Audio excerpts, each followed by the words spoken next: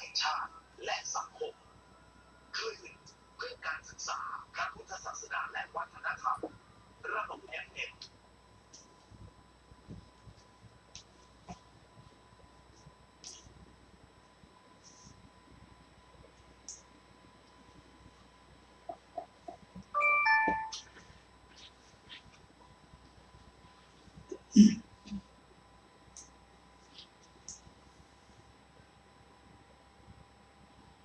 นะโมตัสสะภะคะวะโตอะระหะโตสัมมาสัมพุทธัสสะนะโมตัสสะภะคะวะโตอะระหะโตสัมมาสัมพุทธัสสะนะโมตัสสะภะคะวะโตอะระหะโตสัมมาสัมพุทธัสสะขอนอบน้อมแด่พระผู้มีพระภาคอรหันตสัมมาสัมพุทธเจ้าพระองค์นั้นซึ่งเป็นผู้ไกลจากกิเลสตรัสชอบได้โดยพระองค์เองสวัสดีครับท่านผู้ฟังที่เคารพครับท่านฟังกำลังรับฟังรายการศึกษาธรรมนำสุขมีเสนอกับท่านฟังทุกวันศุกร์ตั้งแต่เวลา 14 นาฬิกาถึง 15 นาฬิกาดำเนินรายการโดยกระผมพันเอกธนัทเดชะมีอาจารย์สรภาเดชะเป็นผู้ร่วมรายการ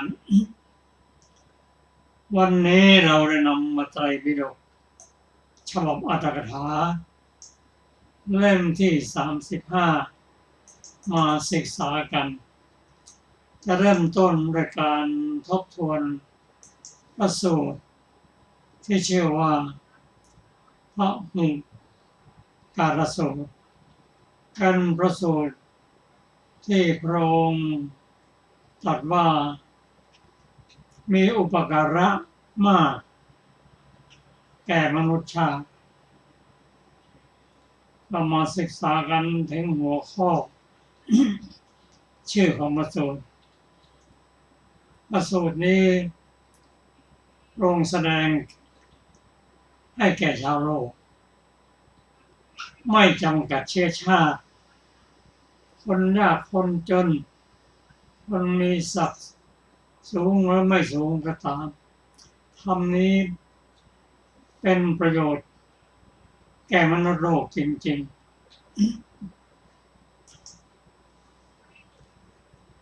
เราจะมาศึกษากันถึงหัวข้อธรรมที่พระองค์ตรัสว่าธรรมที่มีอุปการะมากแก่โลกนั้นแก่มนุษย์นั้นได้แก่อะไรมั่ง1การเข้าหาบัณฑิต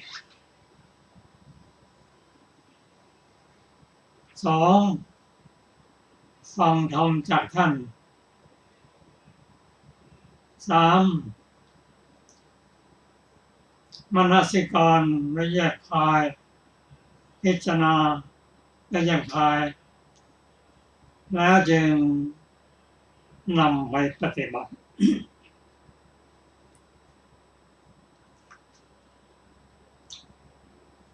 หัวข้อธรรมเหล่านี้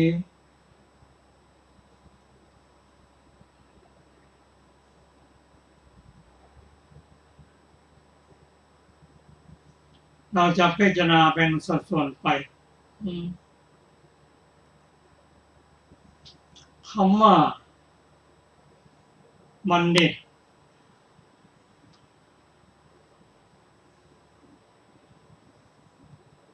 หรือสัตว์บุรุษหรือพระพุทธเจ้าหรือพระหันของพระองค์เป็นบัณฑิตหมดแต่คนในสมัยพระพุทธเจ้านั้นเป็นผู้มีโชคดีมีบุญ บุคคลเข้าหาพระพุทธเจ้าเข้าหาพระสงฆ์แต่ละครั้งที่พระองค์แสดงธรรมประชาชนจะถือดอกไม้ธูปเทียน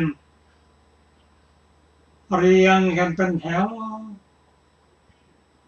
เพื่อไปฟังธรรมจนบุคคลสำคัญเช่นขหบดีพระราชาเป็นต้นสงสัยว่ามหาชนพวกเธอจะไปกันที่ไหนถือระเบียบดอกไม้เรียนว่าจะไปฟังธรรมของใครของพุทธเจ้าเพราะงั้นรอก่อนเราก็จะไปด้วยก็เข้าฟังพบบัณฑิต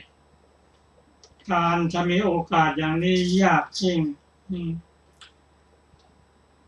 พร้อมหน้าพร้อมตาพระองค์ทรงแสดงธรรมนี่โสดสดับพระธรรมนั้นจะจำไว้ด้วยสัญญาพยายามเข้าใจได้จิตแล้วใช้ปัญญาพิจารณาแยกคายว่าพระธรรมที่พระองค์แสดงนั้น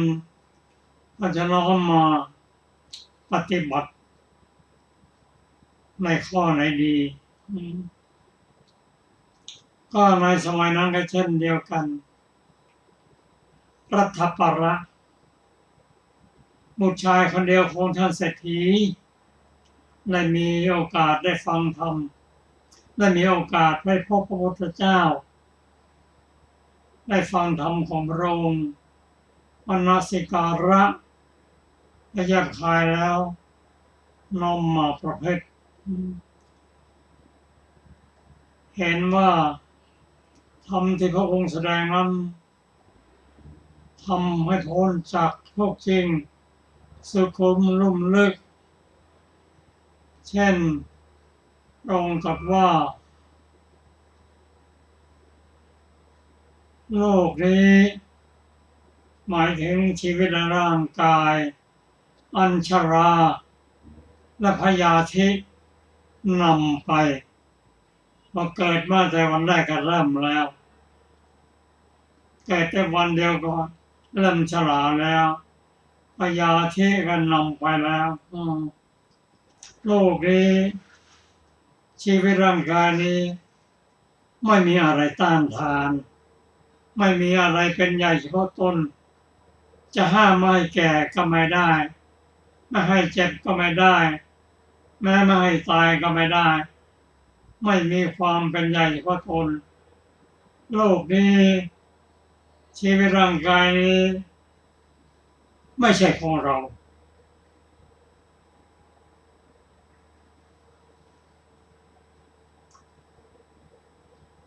จะต้องส่งคืนเข้าไป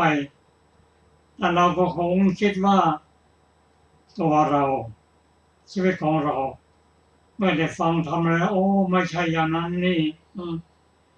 จะต้องส่งคืนเข้าไปแก่ไปทุกวันถึงแม้เราจะเป็นคนดื่มมีผมอย่างดำสนิทก็ตามก็จะต้องเป็นไปตามที่พระองค์ว่าจะต้องส่งคืนเข้าไปโลกนี้ไม่มีอะไรจะเต็มหรอกร่องอยู่เป็นนิดฟังแล้วก็พระธรรมนี้สุขุมลุ่มลึกยิ่งนักการที่จะอยู่เป็นฆราวาสปฏิบัติธรรมให้เข้าใจทุกอย่างนั้นไม่ใช่ฐานะที่จะมีได้ต้องออกบวชเป็นภิกษุเท่านั้นในที่สุดเกิดศรัทธาลาออกบวชได้สำเร็จได้เป็นพระอรหันต์อันนี้คือตัวอย่างบางอย่าง และยังมีบุคคลประจำนวนมากได้ฟังธรรมแล้ว ได้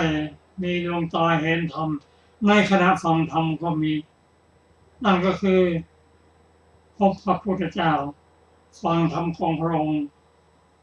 พิจารณาด้วยปัญญาของตนที่สั่งสมมานำมาตรึกมาคิด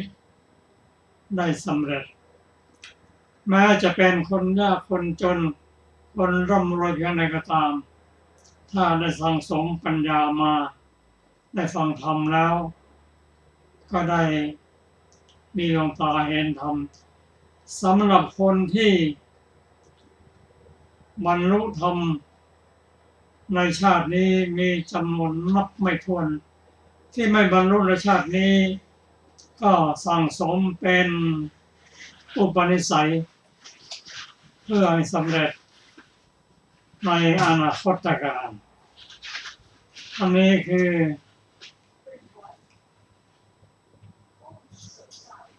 ธรรมที่พระองค์ทรงตรัสสอนไว้ในขณะที่พระองค์ยังทรงพระชนม์อยู่เป็นพหุงกรธรรมสำหรับบุคคลจำนวนมากฟังธรรมแล้วได้ศรัทธาบวชเป็นภิกษุได้สำเร็จเป็นพระอรหันต์จะว่าไปก็ตั้งแต่พระปัญจวัคคีย์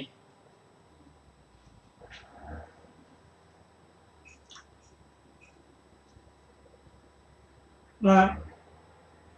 บุคคลอื่นเช่นปัญญสัต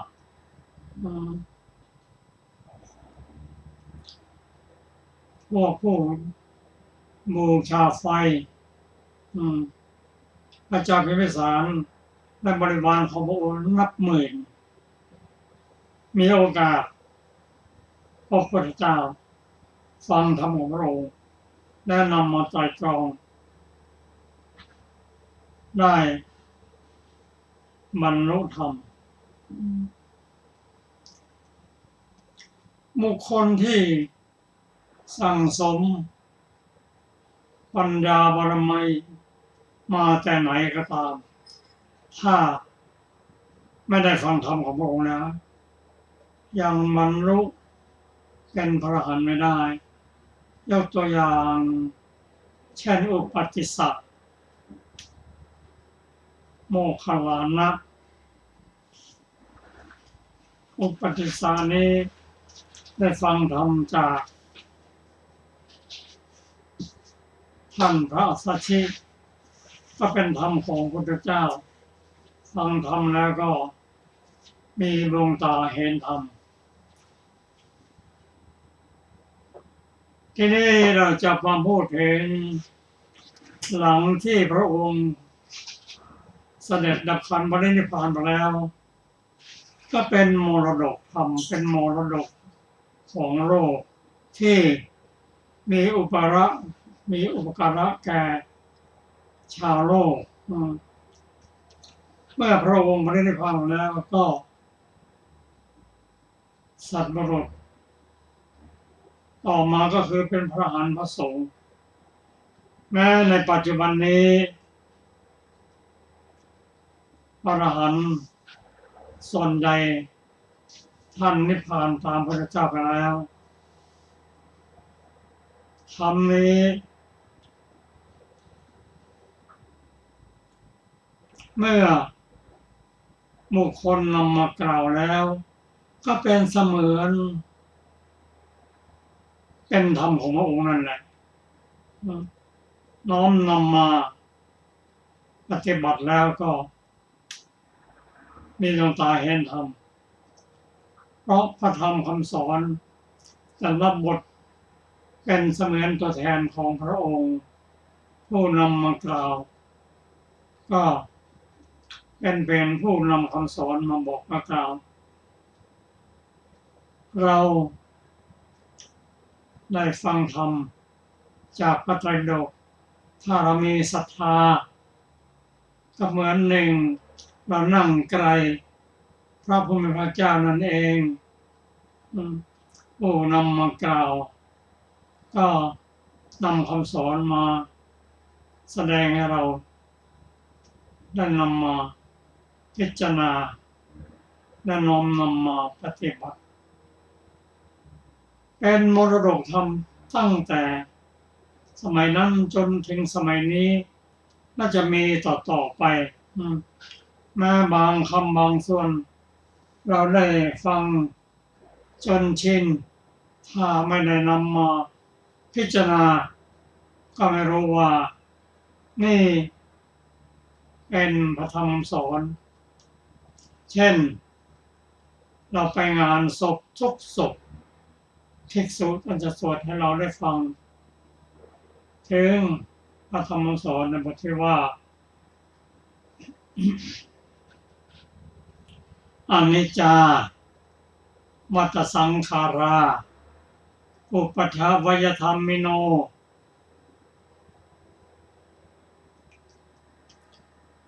อุปาชิตวานิรุชันติเตสังโอปัสสโมสุโขอนิจจาสังขารทั้งหลายทั้งปวงไม่เที่ยงเกิดมาแล้วเสื่อมไปเกิดมาแล้วดับไปหมุนเวียนกันอย่างนี้ใครเข้าไปสงบระงับสังขารนี่ได้ย่อมเป็นสุขหนอกล่าวกันมานานแล้วตั้งแต่สมัยพระองค์ทรงพระชนอยู่ในขณะที่พระองค์ปฏิบัติดับขันธ์ปรินิพพานพระอินทร์ก็ได้นำบทนี้มาแสดงพระธรรมคำสอนของพระองค์นั้นเป็นคำจริงตรัสอย่างไรไม่มีเปลี่ยนแปลงไม่จำกัดการเป็นบทสวดที่เราสวดทุกวันนี้คือสวากขาโตภควตาธัมโมสันทิฏฐิโกอากาลิโกเอหิปัสสิโกโอปันนายิโกปัจจตังเวทิตโพวินยูเฮเพราะฉะนั้นเราจึงได้นำมาทำสอนจากพระไตรปิฎกมาศึกษาร่วมกันเพื่อเป็นประโยชน์ตนประโยชน์ท่านทั้งประโยชน์ตนประโยชน์ท่านเป็นการสืบทอดพระศาสนาอย่างหนึ่งและต่อไปนี้ท่านจะได้ฟังพระสูตรขอเชิญอาจารย์สรภาค่ะสวัสดีค่ะท่านผู้ฟังที่เคารพทุกท่านพระหุการสูตรว่าด้วยธรรมมีอุปการะแก่มนุษย์นะคะ Should I call you with daughter? So what do I call me from now on? ดูก่อนภิกษุทั้งหลายธรรม4ประการนี้เป็นธรรมมีอุปการะมากแก่มนุษย์ธรรม4ประการเป็นไฉนคือ 1. คบสัตบุรุษ 2. ฟังพระสัทธรรม 3. ทำในใจโดยแยบคาย 4. ปฏิบัติธรรมสมควรแก่ธรรมนี่แลธรรม4ประการเป็นธรรมมีอุปการะมากแก่มนุษย์นะคะซึ่งเป็นสูตรที่7ของวรรคนี้ส่วนสูตรที่8ชื่อว่าปฐมโวหารสูตร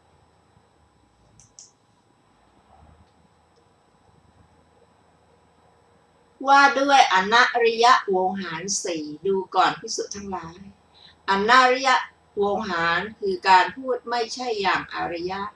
4นี้อนริยโวหาร4เป็นไฉนคืออทิเถทิฏฐวาทิตาไม่เห็นกล่าวว่าเห็นอสุเตสุตวาทิตาไม่ได้ยินกล่าวว่าได้ยินอมุตเตมุตตวาทิตาไม่ทราบกล่าวว่าทราบอวิญญาเตวิญญาตวาทิตาไม่รู้กล่าวว่ารู้นี้แหละอนริยโวหาร4ต่อไปเป็นในปฐมโวหารสูตรนี้มี อัตถกถากล่าวว่าอนาริยโวหาราได้แก่การพูดของผู้ไม่เป็นอริยะแม้ในบทที่เหลือก็นัยนี้เหมือนกันนะคะต่อไปเป็นทุติยโวหารสูตรว่าด้วยอริยโวหารดูก่อนภิกษุทั้งหลายอริยโวหารสี่ประการนี้อริยโวหารสี่เป็นไฉนคืออทิเถอทิถวาทิตาไม่เห็นกล่าวว่าไม่เห็นอสุเตอสุตวาทิตา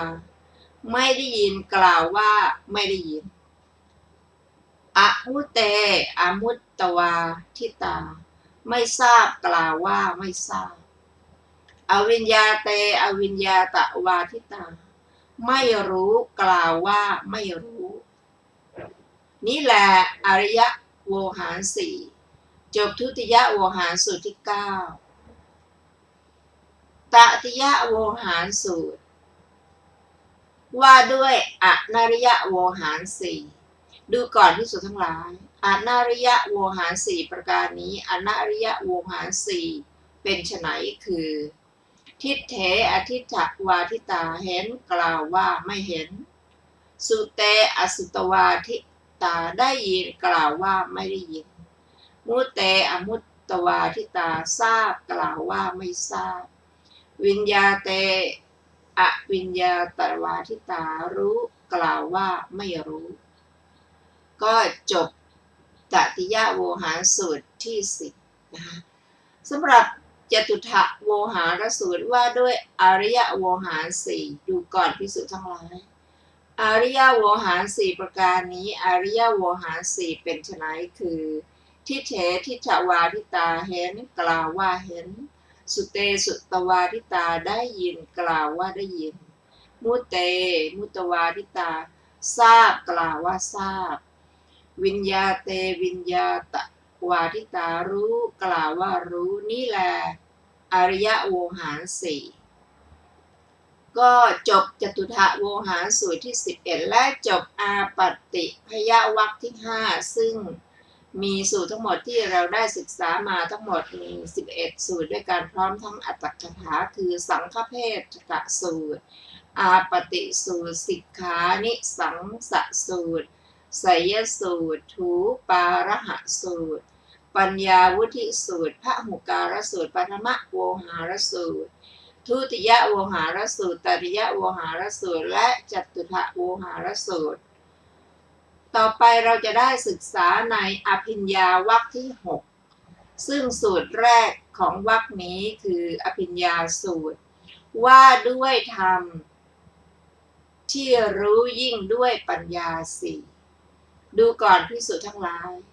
ธรรมสี่ประการนี้สี่ประการเป็นไฉนคือธรรมที่รู้ยิ่งด้วยปัญญาแล้วพึงกำหนดรู้ไว้ก็มีธรรมที่รู้ยิ่งด้วยปัญญาแล้วพึงละเสียก็มีธรรมที่รู้ยิ่งด้วยปัญญาแล้วพึงให้เจริญก็มีธรรมที่รู้ยิ่งด้วยปัญญาแล้วพึงกระทำให้แจ้งก็มีดูก่อนภิกษุทั้งหลายก็ธรรมที่รู้ยิ่งด้วยปัญญาแล้วพึงกำหนดรู้เป็นไฉนคืออุปาทานขันธ์5นี้เราเรียกว่าธรรมที่รู้ยิ่งด้วยปัญญาแล้วพึงกำหนดรู้ไว้ก็ธรรมที่รู้ยิ่งด้วยปัญญาแล้วพึงละเสียเป็นไฉนคืออวิชชาและภวตัณหานี้เราเรียกว่าธรรมที่รู้ยิ่งด้วยปัญญาแล้วพึงละเสียก็ธรรมที่รู้ยิ่งด้วยปัญญาแล้วพึงให้เจริญเป็นไฉนคือสมถะและวิปัสสนานี้เราเรียกว่าธรรมที่รู้ยิ่งด้วยปัญญาแล้วพึงให้เจริญก็ธรรมที่รู้ยิ่งด้วยปัญญาแล้วพึงกระทำให้แจ้งเป็นไฉนคือวิชชาและวิมุตตินี้เราเรียกว่าธรรมที่รู้ยิ่งด้วยปัญญาแล้วพึงกระทำให้แจ้งดูก่อนภิกษุทั้งหลายธรรมสี่ประการนี้แลก็จบอภิญญาสูตรที่1นะคะต่อไปเป็นอัตถกถาของอภิญญาสูตรวินิจฉัยไว้ดังต่อไปนี้ บทว่าอภิญญาได้แก่รู้ยิ่งด้วยปัญญาบทว่าสัมมโถจะวิปัสสนาจะได้แก่ความเป็นผู้มีจิตมีอารมณ์เป็นหนึ่งและวิปัสสนาญาณกำหนดรู้สังขารบทว่าวิชชาจะวิมุตติจะได้แก่วิชชาอันเป็นมรรคญาณและสัมปยุตธรรมที่เหลือจบอรรถกถาอภิญญาสูตรที่หนึ่งต่อไปเป็นสูตรที่สองคือปริเยสนาสูตร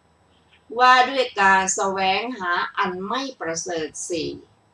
ดูก่อนภิกษุทั้งหลายอนาริยปริเยสนาการแสวงหาอันไม่ประเสริฐสี่ประการนี้สี่ประการเป็นไฉนคือบุคคลบางคนในโลกนี้ตนเองเป็นผู้มีชราเป็นธรรมดาย่อมแสวงหาสิ่งที่มีชราเป็นธรรมดานั่นเองหนึ่ง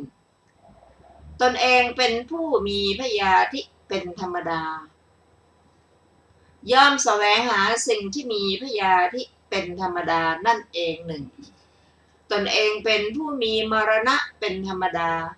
ย่อมแสวงหาสิ่งที่มีมรณะเป็นธรรมดา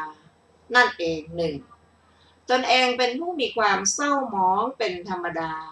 ย่อมแสวงหาสิ่งที่มีความเศร้าหมองเป็นธรรมดานั่นเองหนึ่งดูก่อนภิกษุทั้งหลายอนาริยปริเยสนาสี่ประการนี้แลดูก่อนภิกษุทั้งหลายอริยปริเยสนาการแสวงหาอย่างประเสริฐประการนี้สี่ประการเป็นไฉนคือบุคคลบางคนในโลกนี้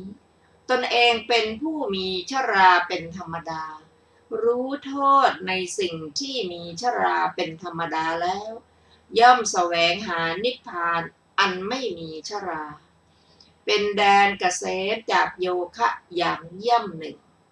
ตนเองเป็นผู้มีพยาธิเป็นธรรมดารู้โทษในสิ่งที่มีพยาธิเป็นธรรมดาแล้วย่อมแสวงหานิพพานอันไม่มีพยาธิเป็นแดนเกษมจากโยคะอย่างเยี่ยมหนึ่งตนเองเป็นผู้มีมรณะเป็นธรรมดา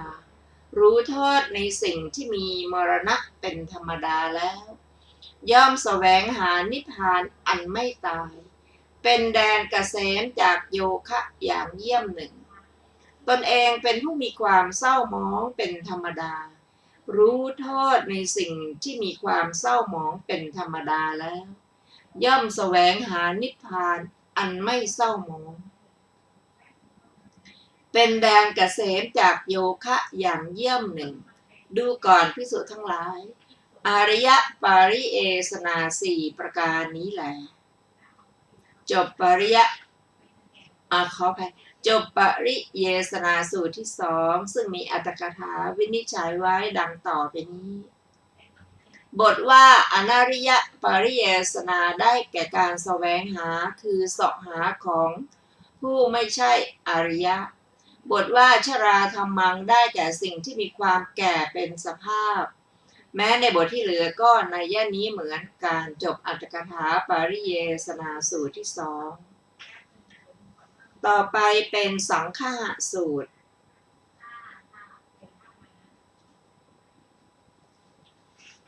ว่าด้วยธรรมเครื่องยึดน้ำใจกันดูก่อนภิกษุทั้งหลายสังฆะวัตถุสี่ประการนี้สี่ประการเป็นไฉนคือทานการให้หนึ่งปยวัชชะเจรจาถ้อยคำน่ารักหนึ่งอัฏฐจริยาประพฤติประโยชน์หนึ่งสมานัตตามีความเสมอความมีตนเสมอหนึ่งดูก่อนภิกษุทั้งหลายสังฆะวัตถุสี่ประการนี้แลจบสังฆะสูตรที่สามสูตรต่อไปชื่อว่ามาลุงกยะบุตตสูตรว่าด้วยพระมาลุงกยะบุตรเฝ้าพระผู้มีพระภาคเจ้าครั้งนั้นแลท่านพระมาลุงกยะบุตรเข้าไปเฝ้าพระผู้มีพระภาคเจ้าถึงที่ประทับถวายบังคมแล้วนั่งณที่ควรส่วนข้างหนึ่งครั้นแล้วได้กราบทูลพระผู้มีพระภาคเจ้าว่าข้าแต่พระองค์ผู้เจริญ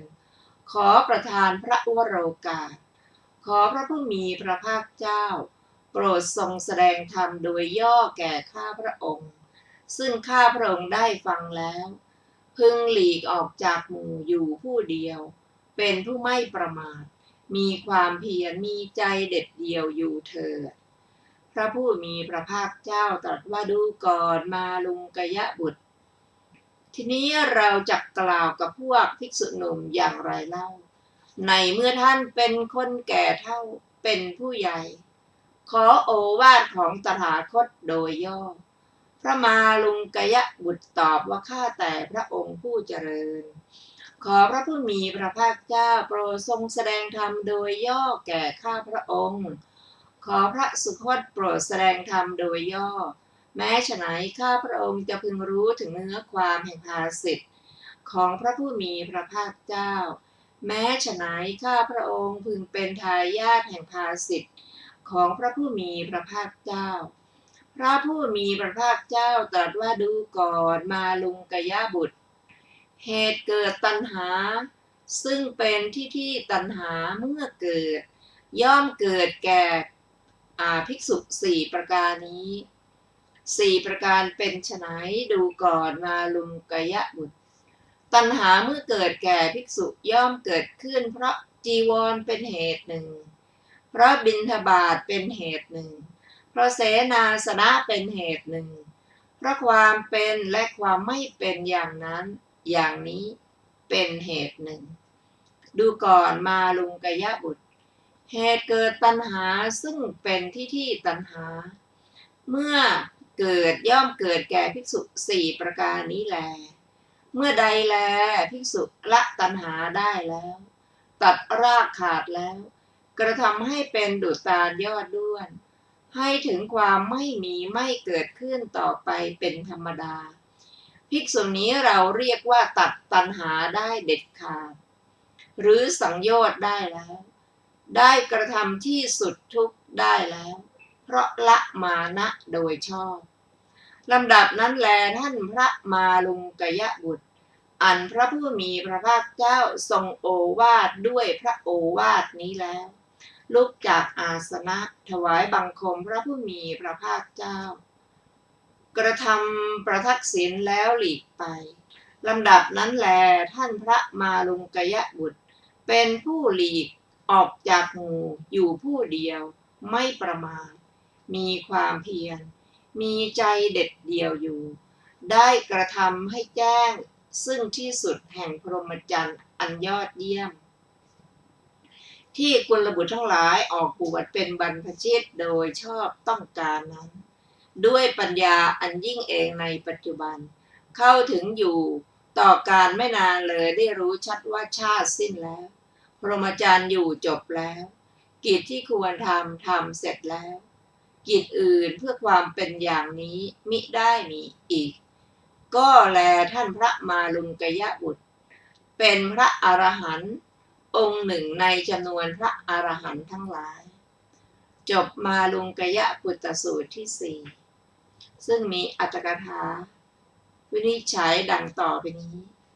บทว่ามาลุงกยะปุตโตได้แก่บุตรของมาลุงกยะพราหมณ์บทว่าเอตถะได้แก่ในการอ้อนวอนขอโอวาทของท่านนี้ด้วยบทนี้พระผู้มีพระภาคเจ้าทรงข่มบ้างทรงยกย่องบ้างซึ่งพระเถระถามว่าอย่างไรตอบว่าได้ยินว่าเมื่อหนุ่มพระมาลุงกยะบุตรนี้ติดอยู่ในปัจจัยลาภต่อมาแก่ตัวลงปรารถนาจะอยู่ป่าจึงอ้อนวอนขอกรรมฐานพึงประกอบความว่าลำดับนั้นพระผู้มีพระภาคเจ้าเมื่อตรัสโดยพระประสงค์ว่าทีนี้เราจะกล่าวกับภิกษุหนุ่มๆอย่างไรเล่าแม้พวกเธอก็เหมือนมาลุงกยะบุตรในเวลาหนุ่มติดในปัจจัยแก่ตัวลงก็เข้าป่าบำเพ็ญสมณธรรมดังนี้ชื่อว่าทรงข่มพระเถระก็เพราะเหตุที่พระเถระในเวลาแก่ตัวลงเข้าป่าประสงค์จะทำสมณธรรมฉะนั้นพระผู้มีพระภาคเจ้าตรัสโดยพระประสงค์ว่า ทีนี้เราจะกล่าวกับภิกษุหนุ่มๆอย่างไรเล่ามาลุงกยบุตรของพวกเธอนี้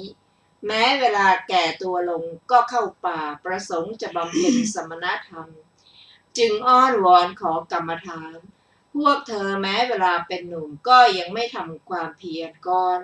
ดังนี้ชื่อว่าทรงยกย่องพระเถระดังนี้จบอรรถกถามาลุงกยบุตรสูตรที่ 4ต่อไปเป็นสูตรชื่อว่ากุลสูตรว่าด้วยเหตุให้ตระกูลตั้งอยู่ไม่ได้นานดูก่อนภิกษุทั้งหลายตระกูลหนึ่งถึงความเป็นใหญ่ในโภคทรัพย์แล้วย่อมไม่ตั้งอยู่ได้นานเพราะสถานสี่หรือสถานใดสถานหนึ่งบรรดาสถานสี่นั้นสถานสี่เป็นไฉนคือไม่แสวงหาพัสดุที่หายแล้วหนึ่งไม่ซ่อมแซมพัสดุที่คร่ำคร่าหนึ่งไม่รู้จักประมาณในการบริโภคหนึ่งตั้งสตรีหรือบุรุษทุศีลให้เป็นพ่อบ้านแม่เรือนหนึ่งดูก่อนภิกษุทั้งหลายตระกูลใดตระกูลหนึ่งถึงความเป็นใหญ่ในโภคทรัพย์แล้วย่อมไม่ตั้งอยู่ได้นานเพราะสถานสี่นี้หรือสถานใดสถานหนึ่งบรรดาสถานสี่นั้นดูก่อนภิกษุทั้งหลายตระกูลใดตระกูลหนึ่งถึงความเป็นใหญ่ในโภคทรัพย์แล้วย่อมตั้งอยู่ได้นานเพราะสถานสี่หรือสถานใดสถานหนึ่งบรรดาสถานสี่นั้นสถานสี่เป็นไฉนคือแสวงหาพัสดุที่หายแล้วหนึ่งซ่อมแซมพัสดุที่คร่ำคร่าหนึ่งรู้จักประมาณในการบริโภคหนึ่งตั้งสตรีหรือบุรุษผู้มีศีลให้เป็นพ่อบ้านแม่เรือนหนึ่งดูก่อนภิกษุทั้งหลายตระกูลใดตระกูลหนึ่งถึงความเป็นใหญ่ในโภคทรัพย์แล้วย่อมตั้งอยู่ได้นานเพราะสถานสี่นี้หรือสถานใดสถานหนึ่งบรรดาสถานสี่นั้นจบกุลสูตรที่ 5ซึ่งมีอรรถกถาวินิจฉัยดังต่อไปนี้บทว่าอาทิปัจเจทัปเปนติได้แก่ตั้งไว้ในตำแหน่งผู้รักษาเรือนคลังนะคะจบอรรถกถากุลสูตรที่ 5สูตรต่อไปชื่อว่าปฐมอาชานิยสูตรว่าด้วยองค์สี่ของม้าต้นดูก่อนภิกษุทั้งหลายม้าอาชาในตัวเจริญของพระราชาประกอบด้วยองค์สี่ย่อมเป็นม้าควรแก่พระราชาควรเป็นม้าทรงย่อมถึงการนับว่าเป็นราชพาหนะองค์สี่เป็นไฉนคือม้าอาชาในตัวเจริญของพระราชาในโลกนี้สมบูรณ์ด้วยวรรณะหนึ่งสมบูรณ์ด้วยกำลังหนึ่งสมบูรณ์ด้วยความเร็วหนึ่งสมบูรณ์ด้วยสวดทรงหนึ่งดูก่อนภิกษุทั้งหลายม้าอาชาในตัวเจริญของพระราชาประกอบด้วยองค์สี่นี้แหละเป็นม้าควรแก่พระราชาควรเป็นม้าทรงถึงการนับว่าเป็นราชพาหนะดูก่อนภิกษุทั้งหลายภิกษุประกอบด้วยธรรมสี่ประการก็ฉันนั้นเหมือนกันย่อมเป็นผู้ควรของคำนับและอื่นๆเป็นนาบุญของโลกไม่มีนาบุญอื่นยิ่งกว่าธรรมสี่ประการเป็นไฉนคือภิกษุในธรรมวินัยนี้เป็นผู้สมบูรณ์ด้วยวรรณะหนึ่งสมบูรณ์ด้วยกำลังหนึ่งสมบูรณ์ด้วยเชาหนึ่งสมบูรณ์ด้วยสวดทรงหนึ่งดูก่อนภิกษุทั้งหลายก็ภิกษุเป็นผู้สมบูรณ์ด้วยวรรณะเป็นอย่างไรภิกษุในธรรมวินัยนี้เป็นผู้มีศีลและอื่นๆสมาทานศึกษาอยู่ในสิกขาบททั้งหลายภิกษุเป็นผู้สมบูรณ์ด้วยวรรณะอย่างนี้แลดูก่อนภิกษุทั้งหลายภิกษุเป็นผู้สมบูรณ์ด้วยกำลังอย่างไรภิกษุในธรรมวินัยนี้ปรารภความเพียรเพื่อละอกุศลธรรมเพื่อบำเพ็ญกุศลธรรมเป็นผู้มีกำลัง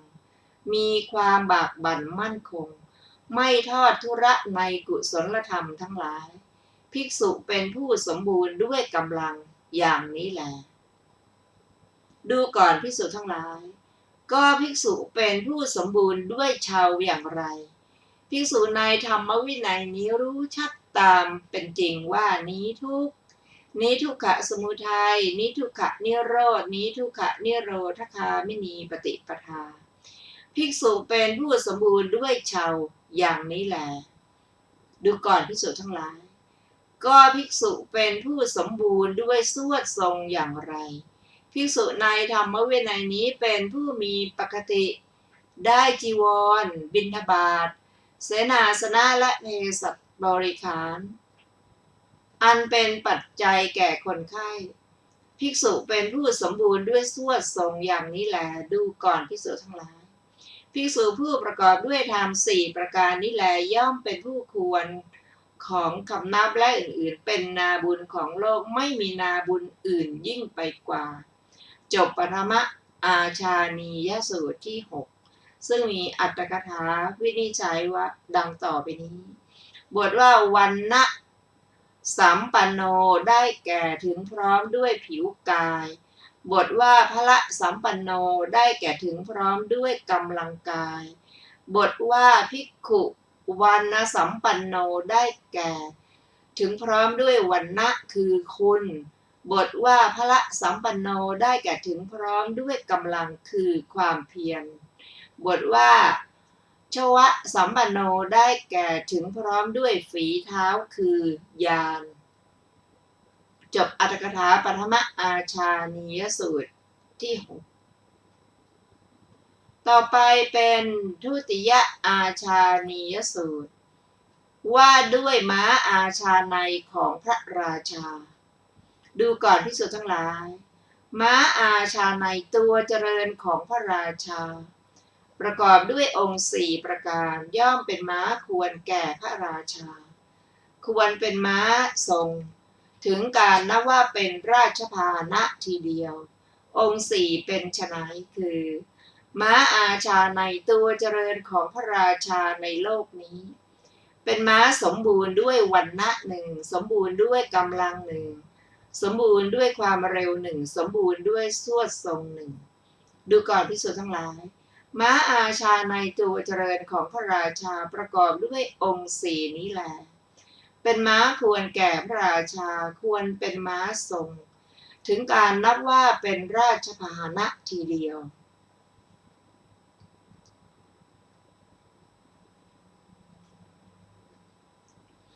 ดูก่อนภิกษุทั้งหลาย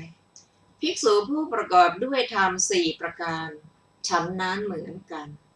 ย่อมเป็นผู้ควรของคำนับและอื่นๆเป็นนาบุญของโลกไม่มีนาบุญอื่นยิ่งไปกว่าธรรม4ประการเป็นไฉนคือภิกษุในธรรมวินัยนี้เป็นผู้สมบูรณ์ด้วยวรรณะหนึ่งสมบูรณ์ด้วยกำลังหนึ่งสมบูรณ์ด้วยชาวหนึ่งสมบูรณ์ด้วยสวดทรงหนึ่งดูก่อนภิกษุทั้งหลายก็ภิกษุเป็นผู้สมบูรณ์ด้วยวรรณะอย่างไรภิกษุในธรรมวินัยนี้เป็นผู้มีศีลและอื่นๆสมาทานศึกษาอยู่ในสิกขาบททั้งหลายภิกษุเป็นผู้สมบูรณ์ด้วยวรรณะอย่างนี้แลดูก่อนภิกษุทั้งหลายก็ภิกษุเป็นผู้สมบูรณ์ด้วยกำลังอย่างไรภิกษุในธรรมวินัยนี้เป็นผู้ปรารภความเพียรเพื่อละอกุศลธรรมเพื่อบำเพ็ญกุศลธรรมเป็นผู้มีความบากบั่นมั่นคงไม่ทอดทุระในกุศลธรรมทั้งหลายภิกษุเป็นผู้สมบูรณ์ด้วยกำลังอย่างนี้แหละดูก่อนภิกษุทั้งหลายก็ภิกษุเป็นผู้สมบูรณ์ด้วยชาวอย่างไรภิกษุในธรรมวินัยนี้กระทำให้แจ้งซึ่งเจโตวิมุตติปัญญาวิมุตติอันหาอาสวะมิได้เพราะอาสวะทั้งหลายสิ้นไปด้วยปัญญาอันยิ่งเองในปัจจุบันเข้าถึงอยู่ภิกษุเป็นผู้สมบูรณ์ด้วยชาวอย่างนี้แลดูก่อนภิกษุทั้งหลายก็ภิกษุเป็นผู้สมบูรณ์ด้วยสวดทรงอย่างไรภิกษุในธรรมวินัยนี้เป็นผู้มีปกติได้จีวร บิณฑบาตเสนาสนะและเภสัชบริขาร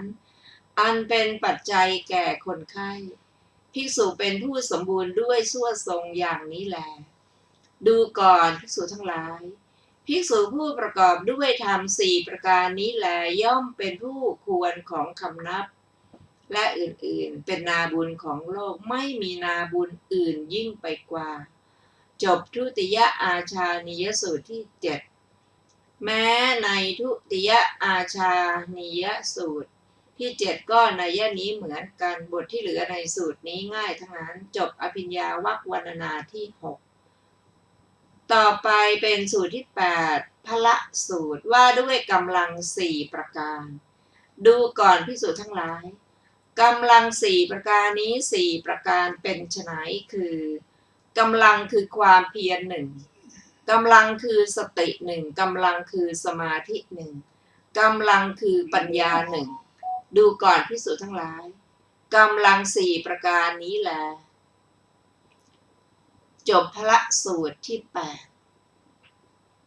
8ต่อไปเป็นสูตรที่ 9ชื่อว่าอรัญญสูตรว่าด้วยภิกษุประกอบด้วยธรรม4ไม่ควรอยู่ป่าดูก่อนภิกษุทั้งหลาย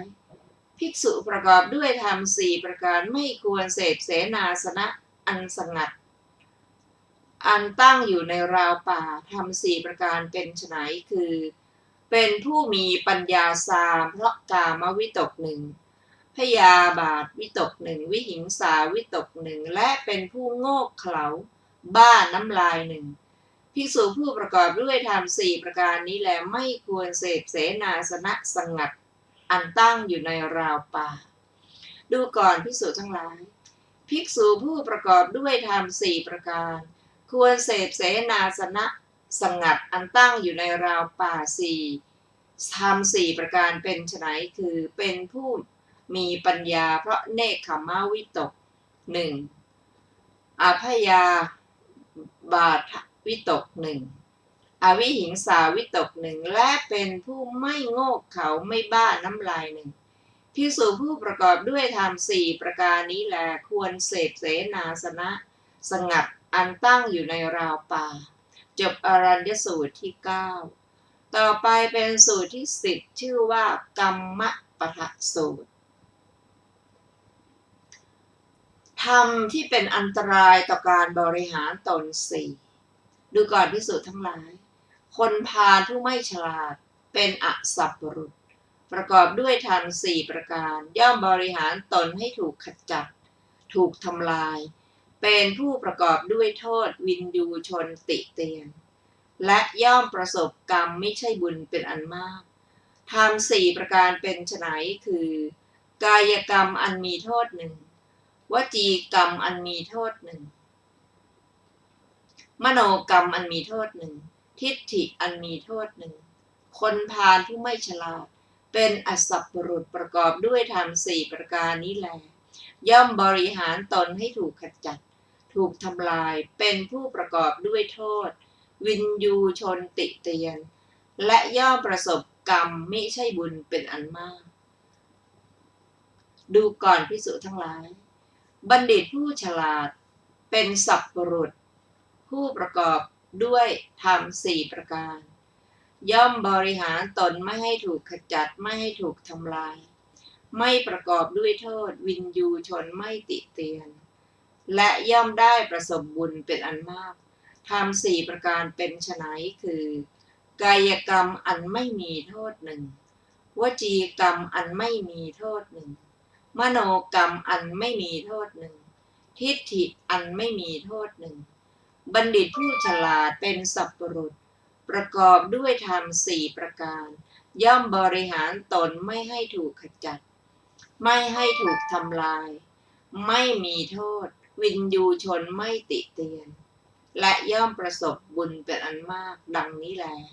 จบกัมมปทสูตรที่ 10และจบอภิญญาวรรคที่ 6รวมพระสูตรที่มีในวรรคนี้คือ1อภิญญาสูตรปริเยสนาสูตรสังฆาสูตรมาลุงกยะปุตตสูตรกุลสูตรปฐมอาชานิยสูตร ทุติยอาชานียสูตรพละสูตรอรัญญสูตรและกรรมมะปะทสูตรพร้อมทั้งอัตถกถาต่อไปจะเป็นกรรมปะทะวรรคที่ 7คือธรรมที่นำให้เกิดในนรกและสวรรค์ 4ดูก่อนภิกษุทั้งหลายบุคคลผู้ประกอบด้วยธรรม4ประการย่อมเกิดในนรกเหมือนถูกนำมาทิ้งลงธรรม4ประการเป็นไฉนคือตนเองเป็นผู้ฆ่าสัตว์หนึ่งชักชวนผู้อื่นในการฆ่าสัตว์หนึ่งพอใจในการฆ่าสัตว์หนึ่งกล่าวสรรเสริญคุณการฆ่าสัตว์หนึ่งบุคคลผู้ประกอบด้วยธรรม4ประการนี้แลย่อมเกิดในนรกเหมือนถูกนำมาทิ้งลงดูก่อนภิกษุทั้งหลายบุคคลผู้ประกอบด้วยธรรม4ประการย่อมเกิดในสวรรค์เหมือนเชิญมาประดิษฐานไว้ธรรม4ประการเป็นไฉนคือตนเองเป็นผู้งดเว้นจากการฆ่าสัตว์หนึ่งชักชวนผู้อื่นให้งดเว้นจากการฆ่าสัตว์หนึ่งพอใจในการงดเว้นจากการฆ่าสัตว์หนึ่งกล่าวสรรเสริญคุณการงดเว้นจากการฆ่าสัตว์หนึ่งบุคคลผู้ประกอบด้วยธรรม4ประการนี้แลย่อมเกิดในสวรรค์เหมือนเชิญมาประดิษฐานไว้ดูก่อนภิกษุทั้งหลายบุคคลประกอบด้วยธรรม4ประการย่อมเกิดในนรกเหมือนถูกนำมาทิ้งลงธรรม4ประการเป็นไฉนคือตนเองเป็นผู้ลักทรัพย์หนึ่งชักชวนผู้อื่นในการลักทรัพย์หนึ่งพอใจในการลักทรัพย์หนึ่งกล่าวสรรเสริญคุณการลักทรัพย์หนึ่งบุคคลผู้ประกอบด้วยธรรม4ประการนี้แลย่อมเกิดในนรกเหมือนถูกนำมาทิ้งลงดูก่อนภิกษุทั้งหลายบุคคลผู้ประกอบด้วยธรรม4ประการย่อมเกิดในสวรรค์เหมือนเชิญมาประดิษฐานไว้ธรรม4ประการเป็นไฉนคือตนเองเป็นผู้งดเว้นจากการลักทรัพย์หนึ่งชักชวนผู้อื่นให้งดเว้นจากการลักทรัพย์หนึ่งพอใจในการงดเว้นจากการลักทรัพย์หนึ่งกล่าวสรรเสริญคุณการงดเว้นจากการลักทรัพย์หนึ่งบุคคลผู้ประกอบด้วยธรรม4ประการนี้แลย่อมเกิดในสวรรค์เหมือนเชิญมาประดิษฐานไว้ตนเองเป็นผู้ประพฤติผิดในกามหนึ่งชักชวนผู้อื่นในการประพฤติผิดในกามหนึ่งพอใจในการประพฤติผิดในกามหนึ่งกล่าวสรรเสริญคุณการประพฤติผิดในกามหนึ่งและอื่นๆตนเองเป็นผู้งดเว้นจากการประพฤติผิดในกามหนึ่งชักชวนผู้อื่นในการงดเว้นจากการประพฤติผิดในกามหนึ่งพอใจในการงดเว้นจากการประพฤติผิดในกามหนึ่งกล่าวสรรเสริญคุณในการงดเว้นจากการประพฤติผิดในกามหนึ่งและอื่นตนเองเป็นผู้พูดเท็จหนึ่งชักชวนผู้อื่นในการพูดเท็จหนึ่งพอใจในการพูดเท็จหนึ่งกล่าวสรรเสริญคุณการพูดเท็จหนึ่งและอื่นๆตนเองเป็นผู้งดเว้นจากการพูดเท็จหนึ่งชักชวนผู้อื่นในการงดเว้นจากการพูดเท็จหนึ่งพอใจในการงดเว้นจากการพูดเท็จหนึ่งกล่าวสรรเสริญคุณการงดเว้นจากการพูดเท็จหนึ่งข้อต่อไปตนเองเป็นผู้พูดส่อเสียดหนึ่งชักชวนผู้อื่นในการส่อเสียดหนึ่งพอใจในการพูดส่อเสียดหนึ่งกล่าวสรรเสริญคุณการพูดส่อเสียดหนึ่งตนเองเป็นผู้งดเว้นจากการพูดส่อเสียดหนึ่งชักชวนผู้อื่นในการงดเว้นจากการพูดส่อเสียดหนึ่งพอใจในการงดเว้นจากการพูดส่อเสียดหนึ่งกล่าวสรรเสริญคุณการงดเว้นจากการพูดส่อเสียดหนึ่งและอื่นๆข้อต่อไปตนเองเป็นผู้พูดคำหยาบชักชวนผู้อื่นในการพูดคำหยาบหนึ่งพอใจในการพูดคำหยาบหนึ่งกล่าวสรรเสริญคุณในการพูดคำหยาบหนึ่งและอื่นๆตนเองเป็นผู้งดเว้นจากการพูดคำหยาบหนึ่งชักชวนผู้อื่นในการงดเว้นจากการพูดคำหยาบหนึ่งพอใจในการงดเว้นจากการพูดคำหยาบหนึ่งกล่าวสรรเสริญคุณการงดเว้นจากการพูดคำหยาบหนึ่ง ตนเองเป็นผู้พูดคำเพ้อเจ้อหนึ่งชักชวนผู้อื่นในการพูดเพ้อเจ้อหนึ่งพอใจในการพูดเพ้อเจ้อหนึ่งกล่าวสรรเสริญคุณการพูดเพ้อเจ้อหนึ่งตนเองเป็นผู้งดเว้นจากการพูดเพ้อเจ้อหนึ่งชักชวนผู้อื่นในการงดเว้นจากการพูดเพ้อเจ้อหนึ่งพอใจในการงดเว้นจากการพูดเพ้อเจ้อหนึ่งกล่าวสรรเสริญคุณการงดเว้นจากการพูดเพ้อเจ้อหนึ่งและอื่นๆตนเองเป็นผู้มากไปด้วยความโลภหนึ่งชักชวนผู้อื่นในความโลภหนึ่งพอใจในความโลภหนึ่งกล่าวสรรเสริญคุณความโลภหนึ่งและอื่นๆตนเองเป็นผู้ไม่มากไปด้วยความโลภหนึ่งชักชวนผู้อื่นในความไม่โลภหนึ่งพอใจในความไม่โลภหนึ่งกล่าวสรรเสริญคุณความไม่โลภหนึ่งและอื่นๆตนเองเป็นผู้มีจิตไม่พยาบาทหนึ่งชักชวนผู้อื่นในความไม่พยาบาทหนึ่งพอใจในความพยาบาทหนึ่งกล่าวสรรเสริญคุณความพยาบาทหนึ่งและอื่นๆตนเองเป็นผู้ไม่มีจิตพยาบาทชักชวนผู้อื่นในความไม่พยาบาทหนึ่งพอใจในความไม่พยาบาทหนึ่งกล่าวสรรเสริญคุณความไม่พยาบาทและอื่นๆตนเองเป็นผู้มีความเห็นผิดหนึ่งชักชวนผู้อื่นในความเห็นผิดหนึ่งพอใจในความเห็นผิดหนึ่งกล่าวสรรเสริญคุณในความเห็นผิดหนึ่งตนเองเป็นผู้มีความเห็นชอบหนึ่งชักชวนผู้อื่นในความเห็นชอบหนึ่งพอใจในความเห็นชอบหนึ่งกล่าวสรรเสริญคุณความเห็นชอบหนึ่งดูก่อนภิกษุทั้งหลายบุคคลผู้ประกอบด้วยธรรมสี่ประการนี้แลย่อมเกิดในสวรรค์เหมือนเชิญมาประดิษฐานไว้ก็จบปฐวรรคที่7นะคะท่านผู้ฟังที่เคารพค่ะวันนี้รายการศึกษาธรรมนำสุขก็ได้หมดเวลาลงแล้วขอบพระคุณทุกท่านที่ได้ร่วมศึกษาด้วยกันเราจะมาพบกันใหม่ในวันพรุ่งนี้เวลา 15 นาฬิกาเป็นต้นไป